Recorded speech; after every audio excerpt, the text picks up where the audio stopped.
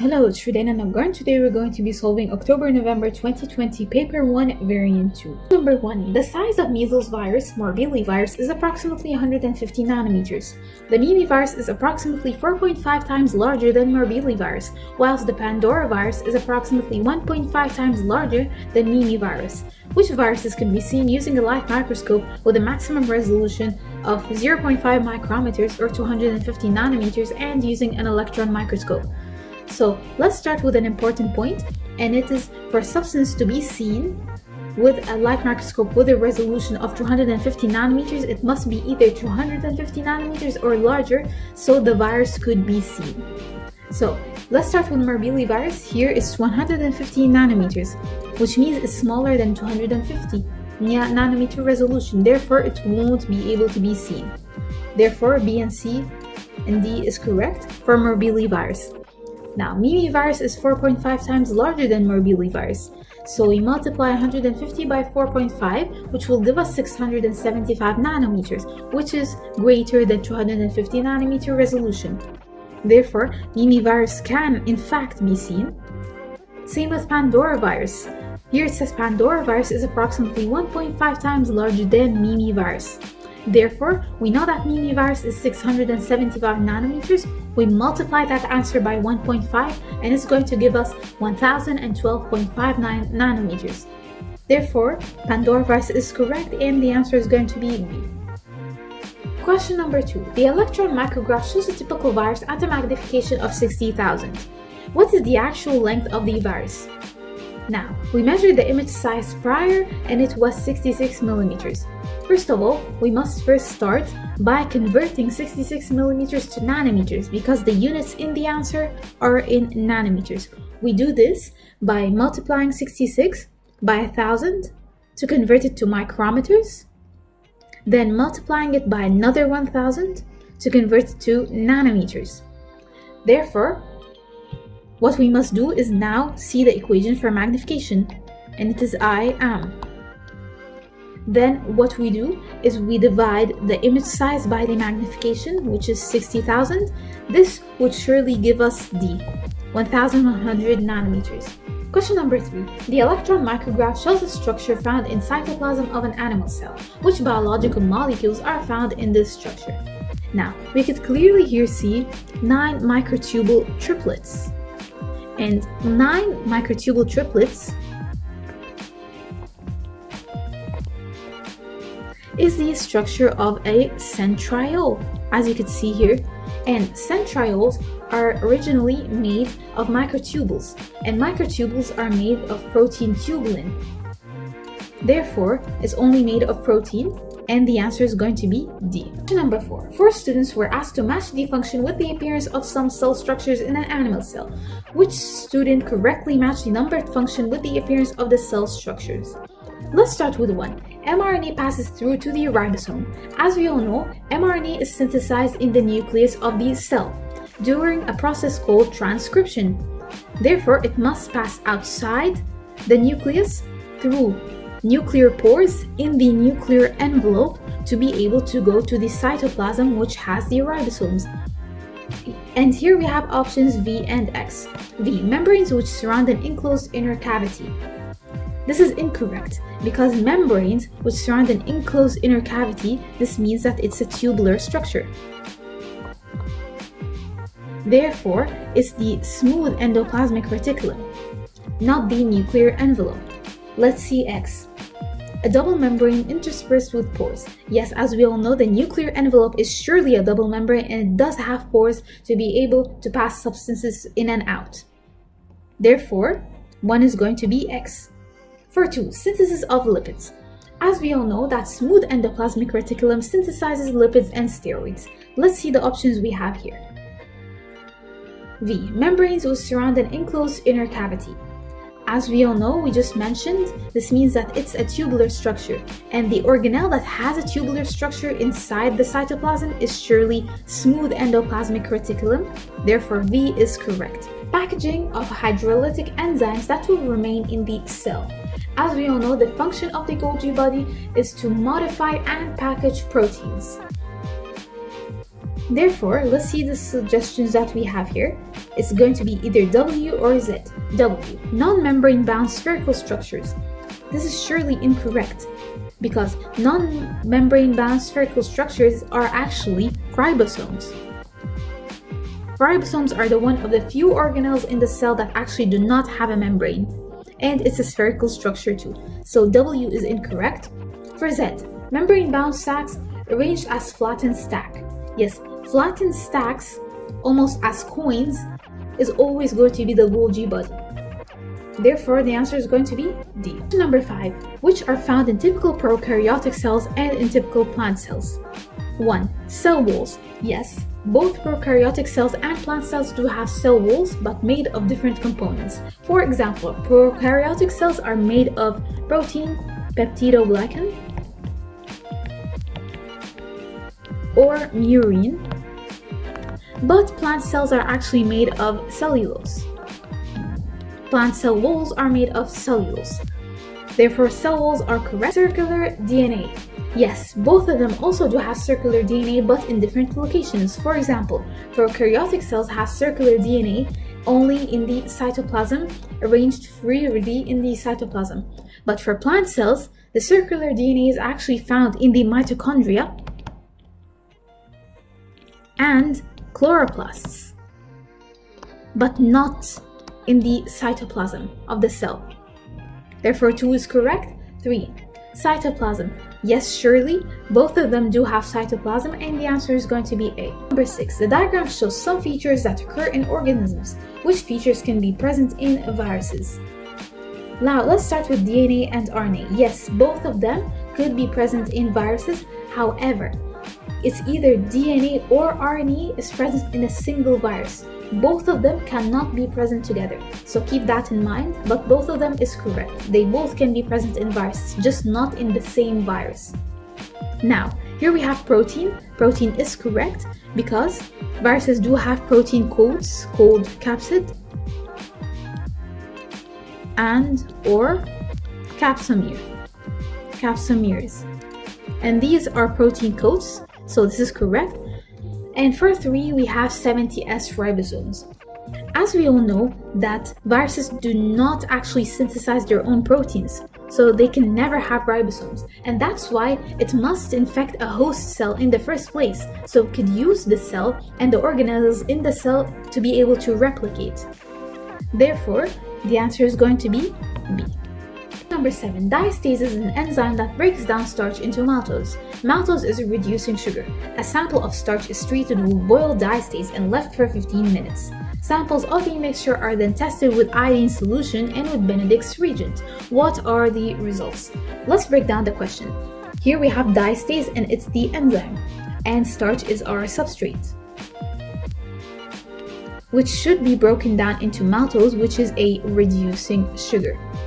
A sample of starch is treated with boiled diastase. Here boiled, you must focus at it, because boiled diastase, when the enzyme is boiled, this means that it's most likely denatured. Therefore, it won't actually break down starch into maltose. Now, samples of the mixture are then tested with iodine solution. As we all know, iodine solution tests for the presence of starch. And a positive result, the color will change from brown, yellow to blue-black as a positive result for starch presence. For Benedict's reagent, it is the test for reducing sugars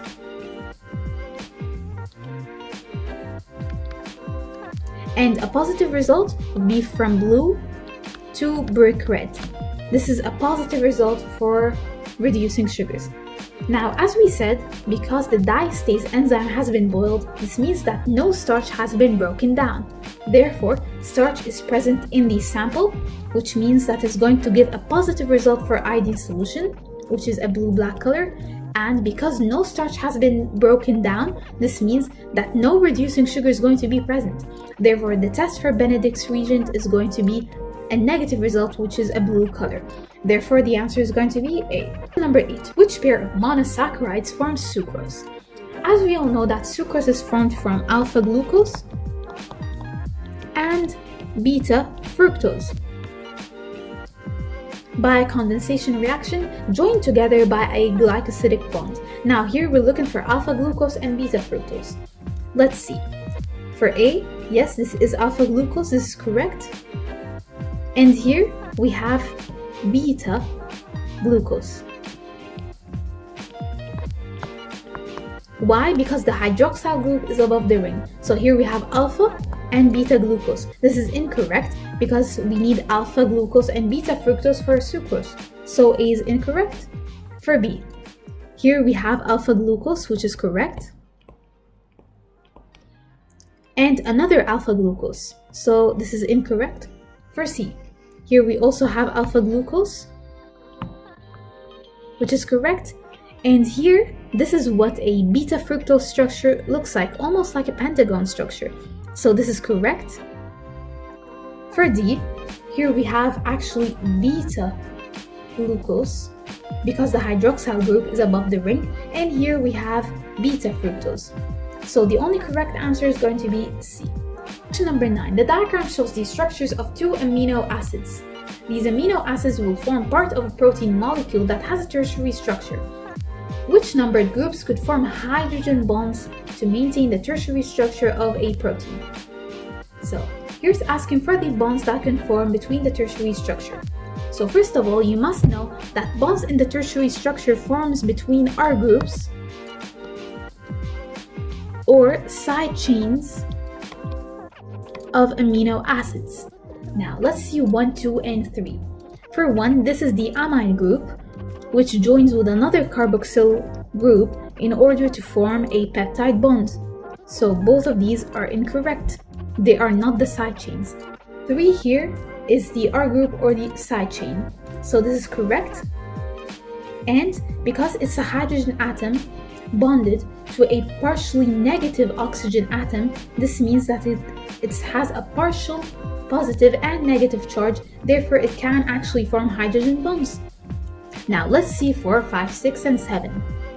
Now, as we mentioned earlier, this is the amine group and carboxylic acid group, which joins with other amine and carboxylic acid groups of other amino acids to form peptide bonds.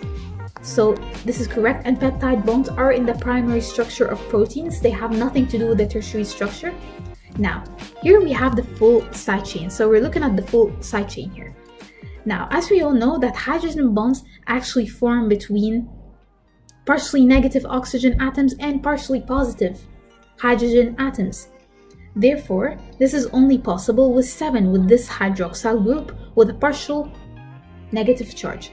Therefore, the answer is going to be 3 and 7, and is going to be D. Question 10. Which row about the structure of proteins are correct? Let's start with the primary structure. A simple definition would be the sequence of amino acids in a polypeptide. Now let's start with A. Is the number of amino acids? The number is incorrect, we said it's the sequence. B. Is the order of amino acids present in a protein encoded by the DNA?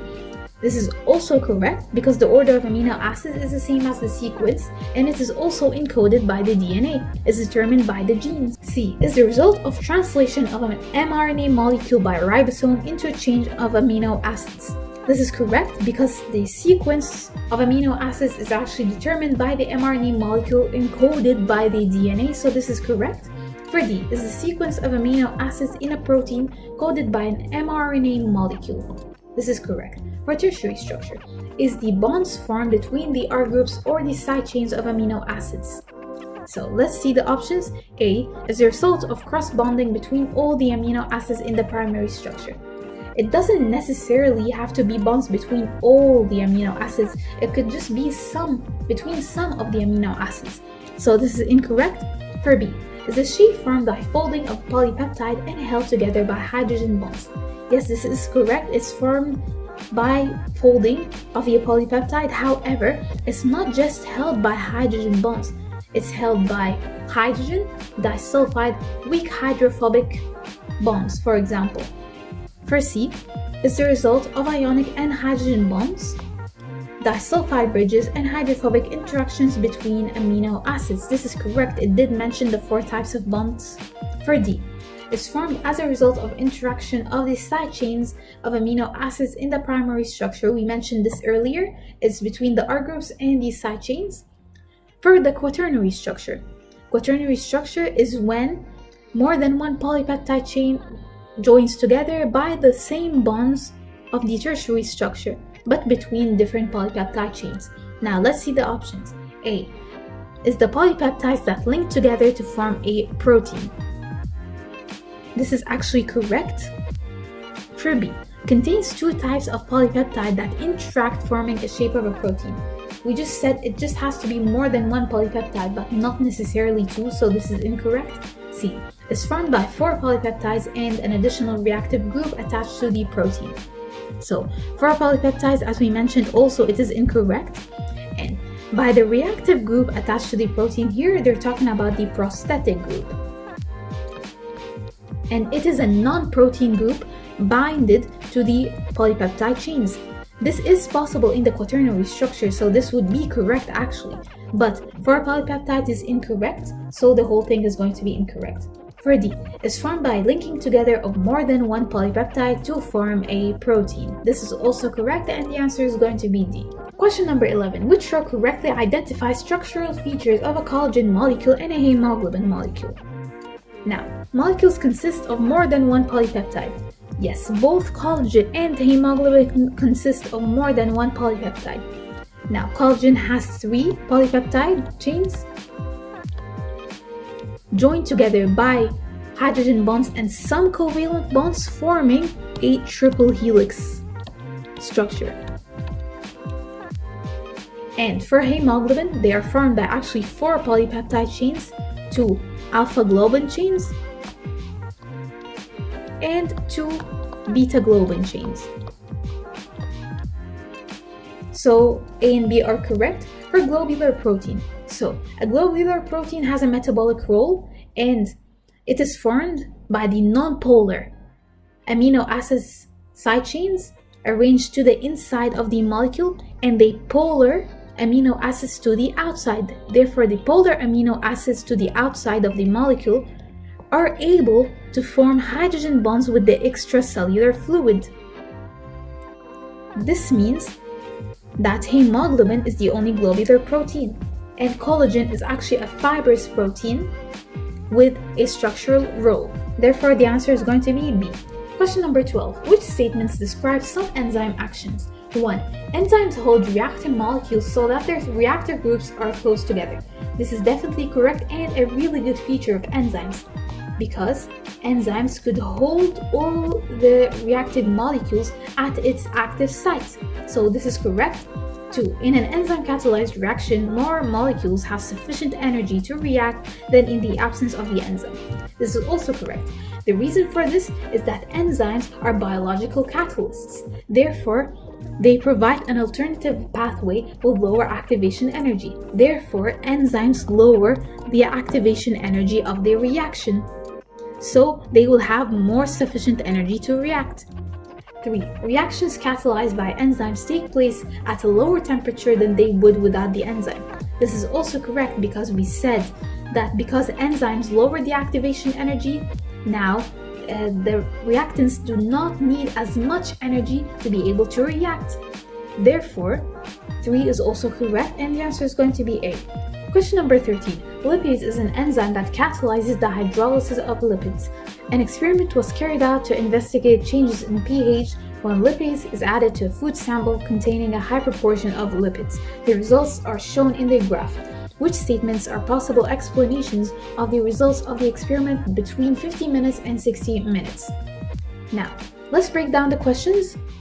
We know that lipase catalyzes the hydrolysis of lipids, and lipids are broken down or hydrolyzed into fatty acids, which decrease the pH of the food sample. So the more lipids hydrolyzed, the lower the pH, and the more it keeps decreasing. Now, which statements are possible explanations of the results? Let's start with 1. Enzyme concentration becomes the limiting factor. This is incorrect, because if that was the case, there would still be a decrease in the pH.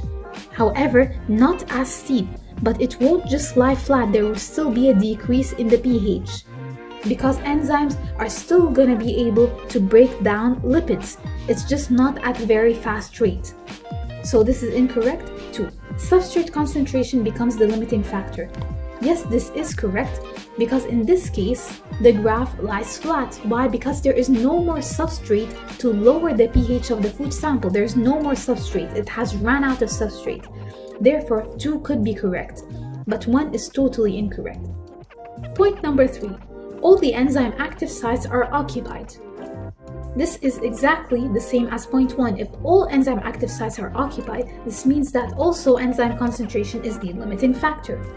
Also, if that was the case, the graph will not lie flat. There will still be a decrease in pH because these enzymes are still hydrolyzing the lipids, however, just not at a fast rate or at a slower rate. So the graph would look like this, for example. But it would never lie flat, so this is also incorrect. 4. Denaturation of the enzyme by the products takes place. Yes, this is possible because as the pH decreases, the ionization of the R groups of the active sites or the proteins holding the active sites are going to be affected or altered. Therefore, the shape of the active sites are going to be changed because the tertiary structure is also changed. So this is actually possible. 5. Products are acting as competitive inhibitors. Yes, this is possible. There's something called end product inhibition. And this is when the products inhibit the enzyme. And this is possible because the graph had lied flat. Therefore, the answer is going to be D. 14. The painkiller ibuprofen reduces the activity of an enzyme involved in the production of prostaglandin. Ibuprofen binds reversibly to the active site of the enzyme. Which type of enzyme inhibition describes this example and why? Here it says it binds reversibly to the active site of the enzyme. And if a competitor binds to the active site of the enzyme, this means it's a competitive inhibitor, which can be reversed. So it is a competitive inhibitor which can be reversed. Why, you would ask, is because if we increase the substrate concentration, this would outweigh the competitive inhibitor, so its effect can reverse. Therefore, let's see the suggestions that we have here. A. Competitive inhibition because ibuprofen alters the shape of the enzyme. The shape of the enzyme only is altered when a non-competitive inhibitor is involved. Why? Because a non-competitive inhibitor binds to an allosteric site of the enzyme and actually changes the shape of the enzyme. So this is incorrect. Here it's talking about non-competitive. For B, competitive inhibition because ibuprofen and the substrate cannot bind at the same time. This is correct. If it is a competitive inhibitor, then it's either the competitive inhibitor that binds or the substrate, because both of them bind to the active site. Both cannot bind at the same time, so this is correct, and it is a competitive inhibitor. So the answer is going to be B. Equal-sized potato pieces were placed into a test tube containing equal volumes of different concentrations of sucrose solution and left for 30 minutes. All other variables were controlled. After 30 minutes, the potato piece in one of the concentrations of sucrose solution had not changed in size. What can be concluded from the results for this potato piece? 1. The concentration of sucrose in the potato is the same as the concentration of sucrose solution. This is incorrect because the water would move only in one case, and it's osmosis, the movement of water down water potential gradient. Here it's talking about the sucrose. So this is incorrect. 2. The water potential of the potato is the same as the water potential of the sucrose solution. Yes, this is correct. If both of them have the same water potential, and here we're talking about the water potential, not the solute as above, then this means that there will not be any net movement of water. 3. There is no more movement of water into or out of the potato. This is incorrect. There's no more net movement. So there is movement in and out, but at the same rate. So at the same rate. But the movement does not stop at all. So therefore the answer is going to be D. 16. 4 agar blocks are stained green using universal indicator and suspended in 1 mole of the hydrochloric acid. The time taken for the agar blocks to change from green to red was recorded. Which agar block would be the first to become completely red? So the agar block that first becomes completely red is the one with the largest surface area to volume ratio. Why is that? Because the block with the largest surface area to volume ratio has the greatest rate of diffusion.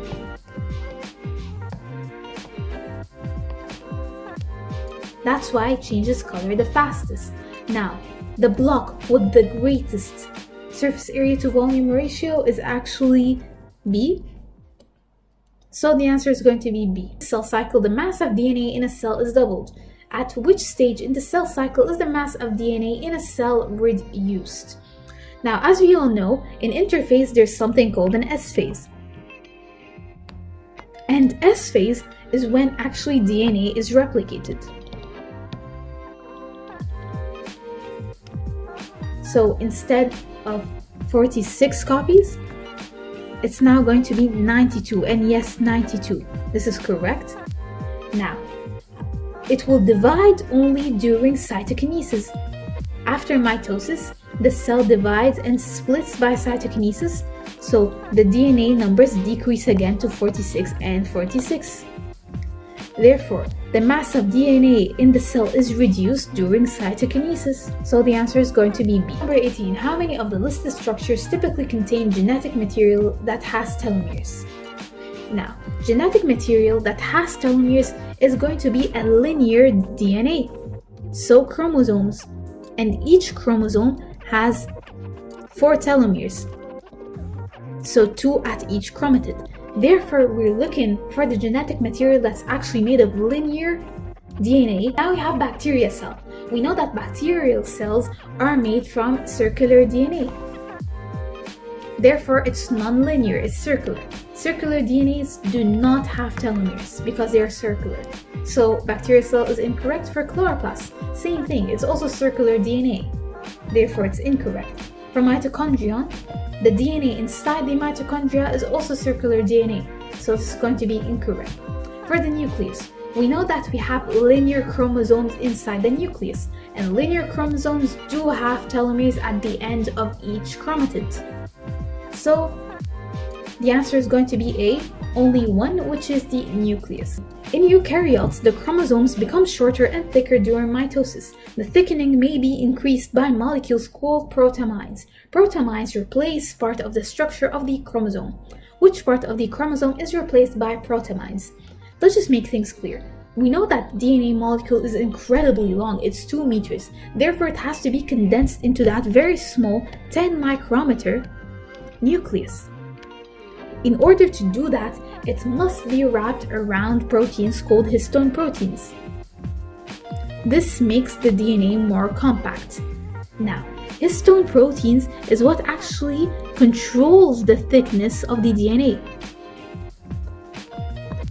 Therefore, protamines here, because it controlled actually the thickness of the DNA, then it means that it has definitely replaced histones. Therefore, C is going to be correct. 20. How many hydrogen bonds are holding the 2 strands of the section of a DNA molecule together? Now, as we know that adenine binds with thymine via 2 hydrogen bonds, and cytosine binds with guanine via 3 hydrogen bonds. So here we have 2, 3.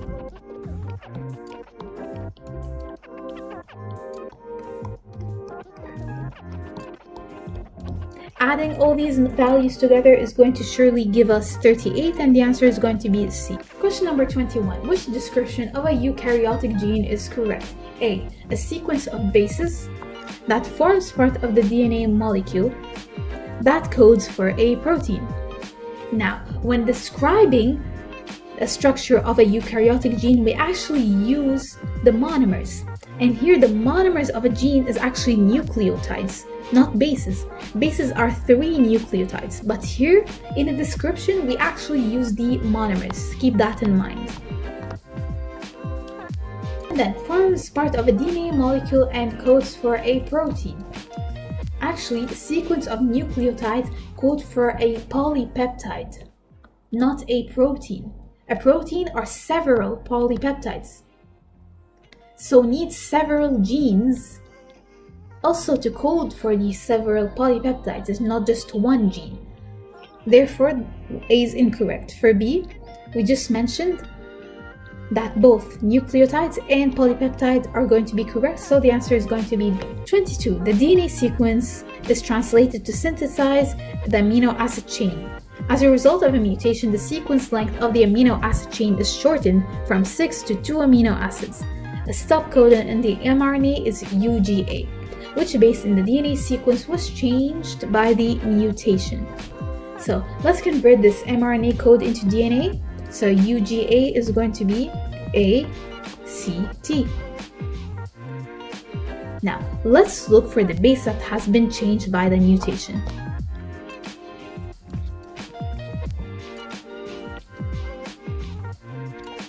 You could clearly see that AGT was converted to ACT by swapping guanine with cytosine. Here, this question was a very common misconception. Here, the students put B instead of C. Here, it's asking for the sequence of DNA that was changed by the mutation, not the one inserted. Therefore, you could see here that AGT, the one that was inserted, was C, and the one that was changed was G. G was changed with C. Bear in mind, this was a common misconception. Therefore, the answer was going to be C. Question number 23. Which combination of features is correct for a phloem sieve tube element as it unloads into a sink? Now, as sucrose unloads into sink cells, sucrose moves from the phloem sieve tube elements into the sink cells, followed by some water. Then what happens is that now the sink cells have a higher solute concentration or higher sucrose concentration.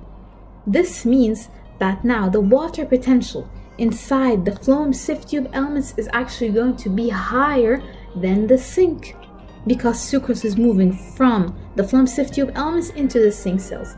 So the water potential is going to be higher than the sink. Now, to lignified cell walls, as we all know that phloem sieve tube elements are living cells, therefore they can never ever be lignified.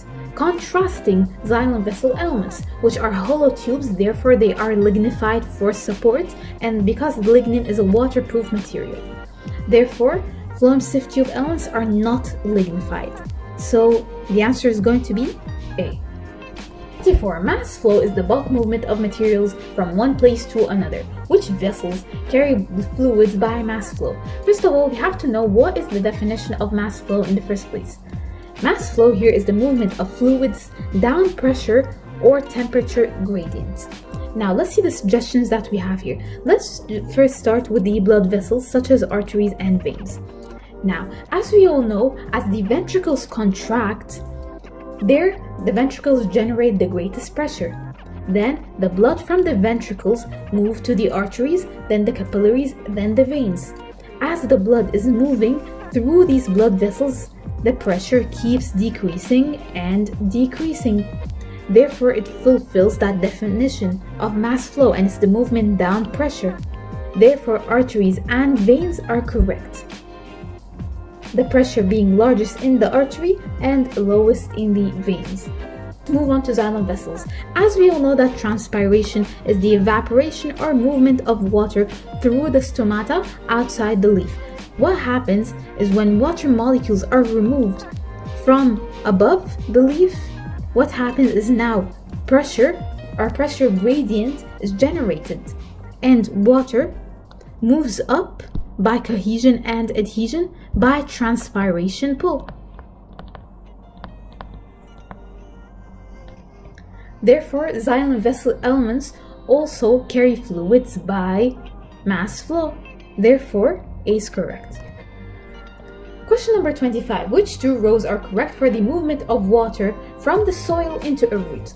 First of all, what does it mean when water moves from the soil into a root? As we all know, osmosis is the movement of water down water potential gradient.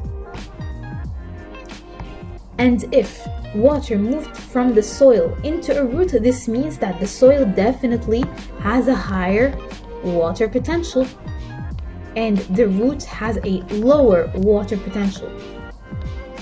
A higher water potential in the soil and a lower solute concentration.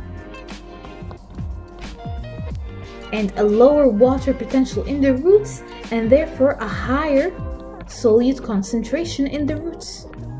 Let's start with one. Soil, lower solute concentration and root, higher solute concentration. This is correct as we discussed the water potentials and concentrations. 2. Higher water potential and lower water potential. This is correct.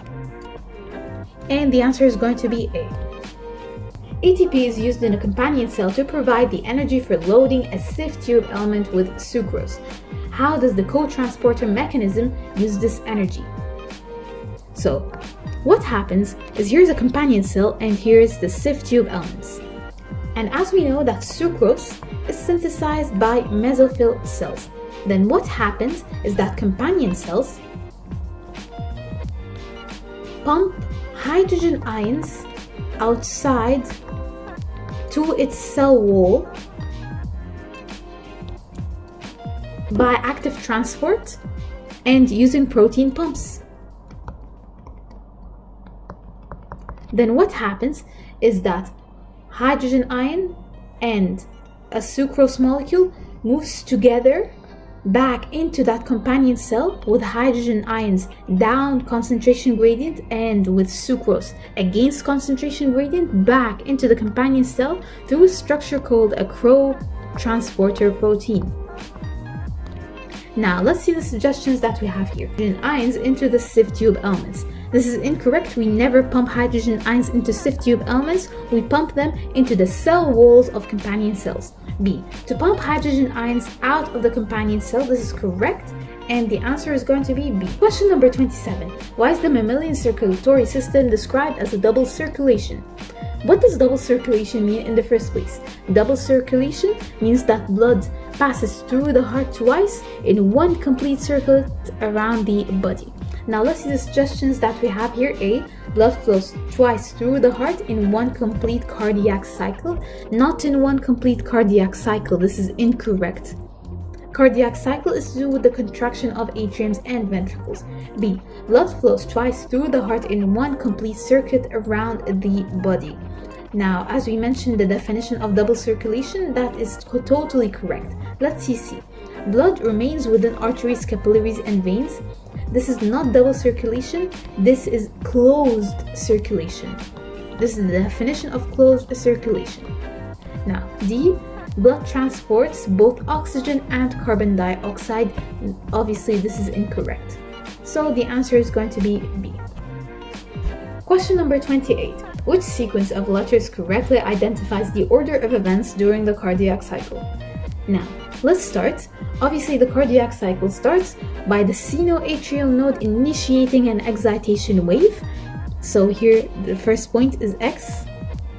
Then, that excitation wave spreads through the atrial walls. Let's draw a diagram. Spreads through the atrial walls. Then the atrium contracts. Here's the sinoatrial node and it's in the right atrium. So the second point is going to be T. Now, after the atrial walls contract, that excitation waves passes through the atrioventricular node or the AVN. So the impulse could be relayed and delayed a fraction of a second, exactly 0.1 second delay. So this is the third point, the atrioventricular node. Then at the atrioventricular node, the impulse is delayed. So the atriums and the ventricles do not contract at the same time. This is why the delay takes place. Then after that happens, the wave of excitation passes down to the Purkinje tissue, and it's a tissue at the base of the ventricles. So this is the fifth point. Then after that wave of excitation passes through the Purkinje tissue, then the ventricles are able to contract and push blood out of the semilunar valve. So this is the 6th point, and the answer is going to be C. Question number 29. Which factors affect blood pressure? 1. The diameter of blood vessels. Obviously, this does affect blood pressure because the narrower the diameter of the blood vessels, the higher the blood pressure, and the wider the diameter of the blood vessels, for example in the veins, the lower the blood pressure. Why is that? Because pressure is force divided by cross-sectional area. So pressure and area are inversely proportional. Systolic pressure of the heart ventricles. Obviously, if the ventricles contract stronger, they provide higher pressure in the atria. 2. The systolic pressure of the heart ventricles. Obviously, if the ventricles generate a higher systolic pressure, this means that it will also provide a high systolic pressure to the aorta. Therefore, 2 is also correct. 3. The volume of blood returning to the heart in each cardiac cycle. Obviously, the volume of the blood also affects the pressure because the more molecules or the greater the volume of blood, the more collisions with the blood vessels. And these collisions or force is what causes the pressure. So the higher the force, the greater the pressure. And greater the collisions, and the collisions are more frequent. Therefore, the answer is going to be A. Number 30. The diagram is a summary of the role of hemoglobin in the transport of carbon dioxide. Which set of labels is correct? Let's first label the diagram bit by bit.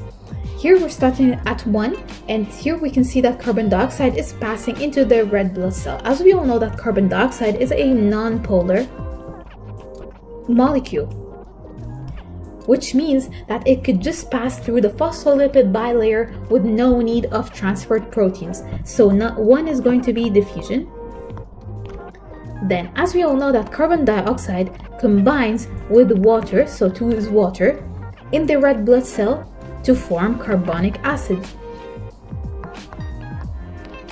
This reaction is achieved by the action of 3, which is carbonic anhydrase. So let's see here the labels. 2, we have water, so this is correct, and 3, we have carbonic anhydrase. Now 5. 5 is dissociation. And now, as we all know that carbonic acid dissociates into hydrogen ions and bicarbonate ions. Now, to know which one is 6 and which one is 7, we all know that bicarbonate ions is what actually passes outside the red blood cell, and hydrogen ions stay within the red blood cell. The reason for this is that hydrogen ions, red blood cells are impermeable to them, so they cannot actually move outside the red blood cell. What is able to move is bicarbonate ions. Therefore, 6 is going to be hydrogen ions, and 7, which has an arrow outside, is going to be bicarbonate. Now, here we could see carbon dioxide in plasma combining here, which means that 11 is going to be carbamino hemoglobin. This is achieved when carbon dioxide combines with the terminal amine group of the hemoglobin molecule. So 11 is going to be carbamino hemoglobin. And then for 8, we can see that 4 oxygen molecules have been released. So 9 is definitely going to be oxyhemoglobin.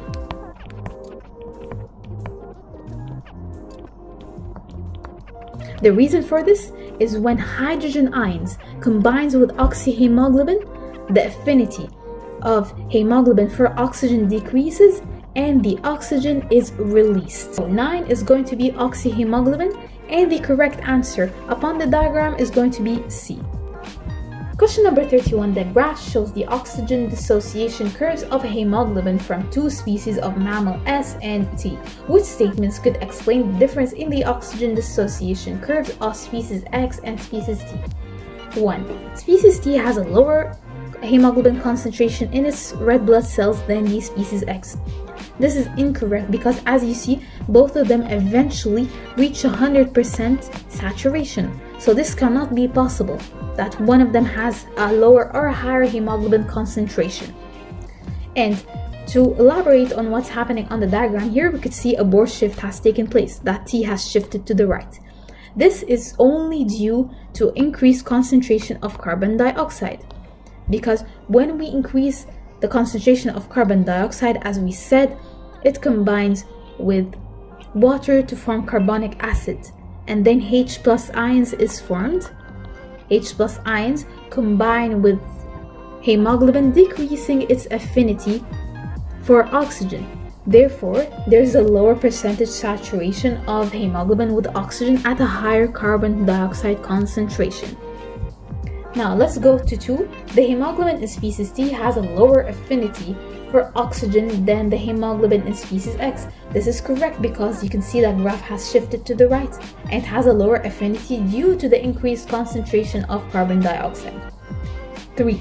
Species T lives at a higher altitude than species X. Now here, altitudes never influence the concentration of carbon dioxide. It only influences the concentration of oxygen. That's it. So the only correct answer must be C. 32. Which are present in bronchioles? 1. Endothelium. Endothelium is not present in bronchioles, it's only present in alveoli. 2. Cellulated cells are present in small amounts in bronchioles, so this is correct. 3. Smooth muscle tissue is also present in bronchioles to control the volume of air entering and exiting by contraction. Therefore, the correct answer is going to be D. Question number 33. The partial pressure of oxygen in air inside the alveoli is 14 kilopascals. The partial pressure of oxygen in pulmonary capillaries is 6 kilopascals. What will be the effect of these partial pressures on diffusion? Now, as we can see here that the partial pressure of oxygen inside the alveoli is 14 kilopascals and partial pressure in the pulmonary capillaries is 6 kilopascals. Therefore, you could clearly see a pressure gradient being built. So what happens is that oxygen moves into the blood capillaries down that pressure gradient. Now let's see the suggestions that we have here upon that explanation. A. Carbon dioxide will not diffuse in any direction. Here we're not talking about carbon dioxide, the question is addressing oxygen. B. Oxygen will diffuse from the alveoli into the capillaries. This is correct. We just mentioned it diffuses down pressure gradient from higher pressure to lower pressure inside the capillaries. C. Oxygen will diffuse from capillaries into alveoli. This is not correct. It actually diffuses from the opposite directions. D. Oxygen will diffuse equally in both directions. This is not possible. This would only be possible if both of their pressures were the same, then there will be some sort of a net movement. Therefore, the answer is going to be B. Number 34, which can be directly linked to a reduction in the surface area available for gas exchange in human lungs. 1. Emphysema. As we all know, emphysema is the bursting of alveoli, and if alveoli burst, they group together and the surface area of the lungs decrease rapidly. So this is a direct reason. For 2, lung cancer. Also, it is a link to a direct reduction in the surface area. The reason for this is that myeloma tissue decreases the surface area of the lungs. The myeloma tissue that has caused the lung cancer. So this is correct. 3. Smoke and tobacco. Smoke and tobacco is indirectly linked to lung reduction because tobacco is a mutagen and it could cause mutations which then could cause lung cancer.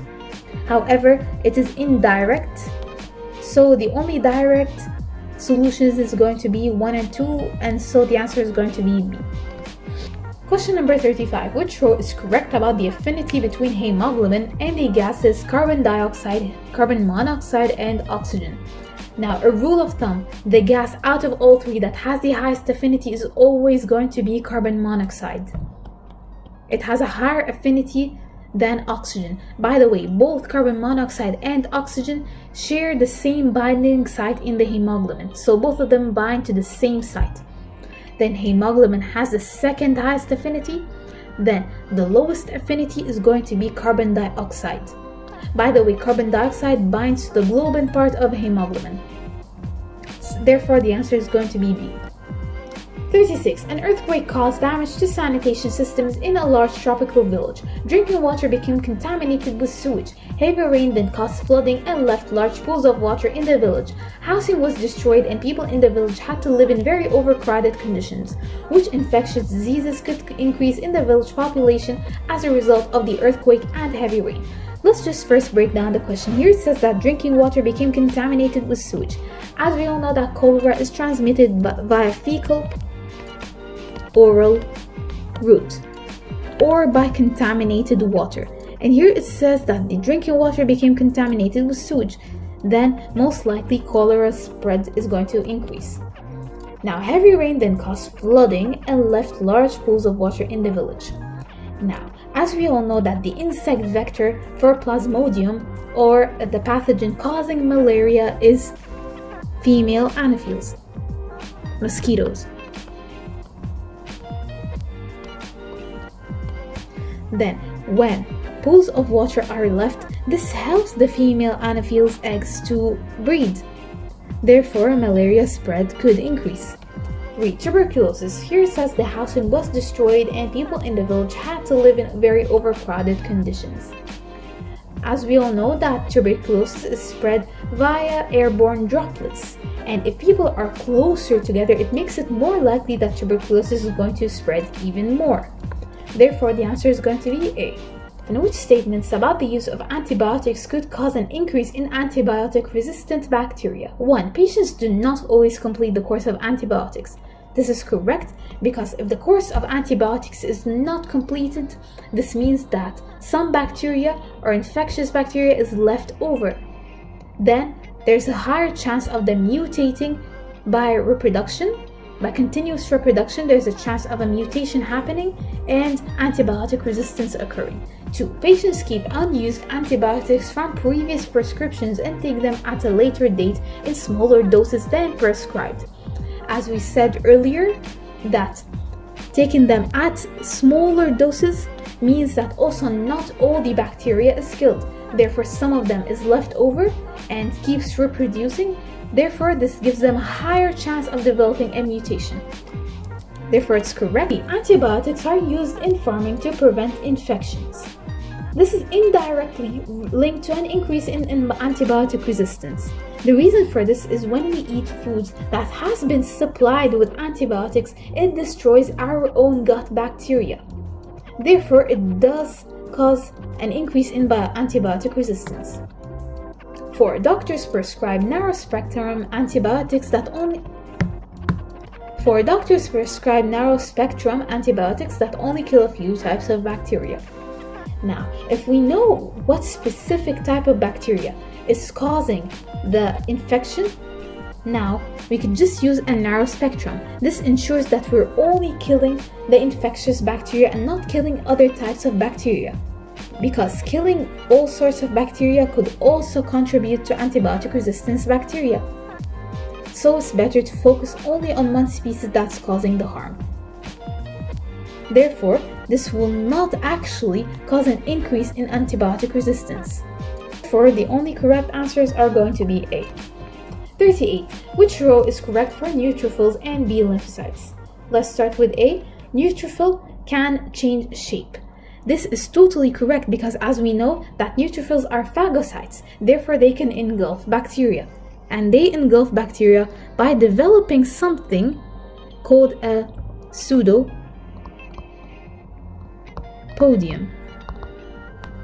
This wraps around the bacterium or the pathogen, and therefore the neutrophil engulfs that bacteria. Then what happens is it clearly changes shape, so this is correct. Now, B lymphocytes activated by contact with antigens. This is correct because when complementary antigen meets a complementary B cell receptor and binds to it, what happens is that B lymphocytes are now stimulated to divide into memory cells or differentiate into memory cells and plasma cells. Memory cells stay in circulation for a long time, and plasma cells actually secrete antibiotic that is complementary to that first antigen that was introduced to the B cell. So it secretes a complementary antibiotic to that first antigen. So this is correct. They are activated by contact with antigens.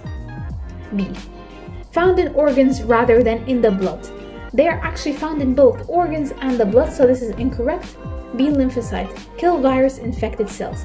No, what actually kills virus-infected cells are T or cytotoxic T cells.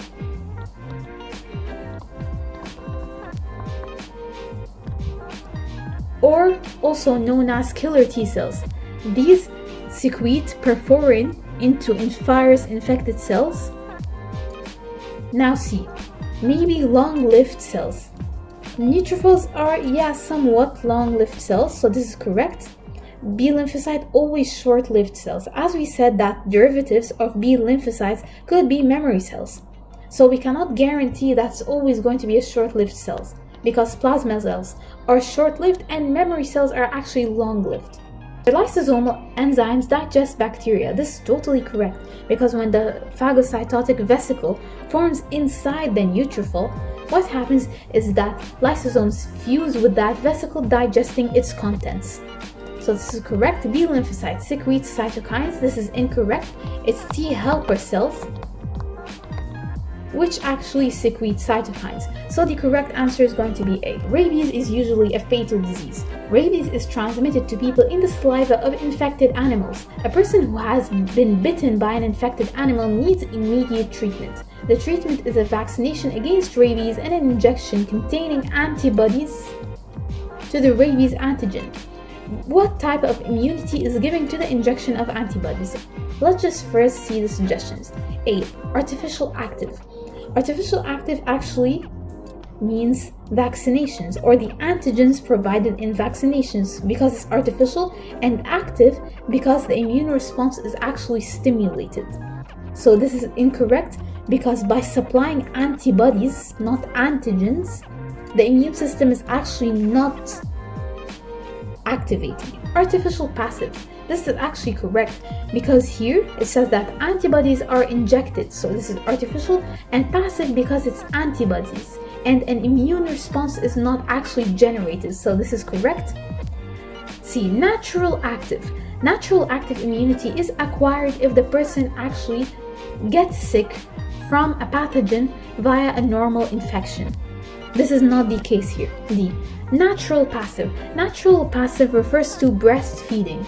So this is incorrect, and the correct answer is going to be B. 40. A graft of tissue, such as skin, from a different person is usually rejected by the body. Which statement about graft rejection is correct? So graft rejection happens when antibodies are produced against that tissue. Let's see the suggestions that we have here. A. The graft is rejected by B lymphocytes because they make and release antibodies which react with the surface antigens on the graft cells.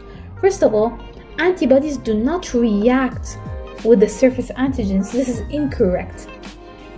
And it's not directly the B lymphocytes that releases antibodies. B lymphocytes first differentiates into plasma cells. These plasma cells now release that antibodies.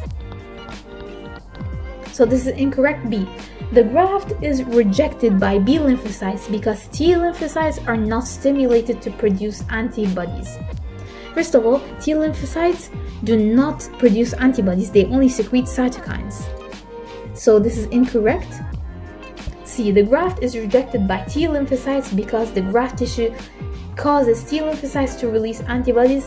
As we said, also T lymphocytes do not release antibodies, so this is incorrect. The graft is rejected by T lymphocytes because they circulate in the blood and can gather at the graft tissue. This is correct. They can gather there and secrete cytokines, which induces inflammation, and then graft rejection could take place. Therefore, the correct answer is going to be D. Thank you for watching this video. If you thought it was useful, I'd highly appreciate it if you would subscribe to this channel and like this video. Thank you very much.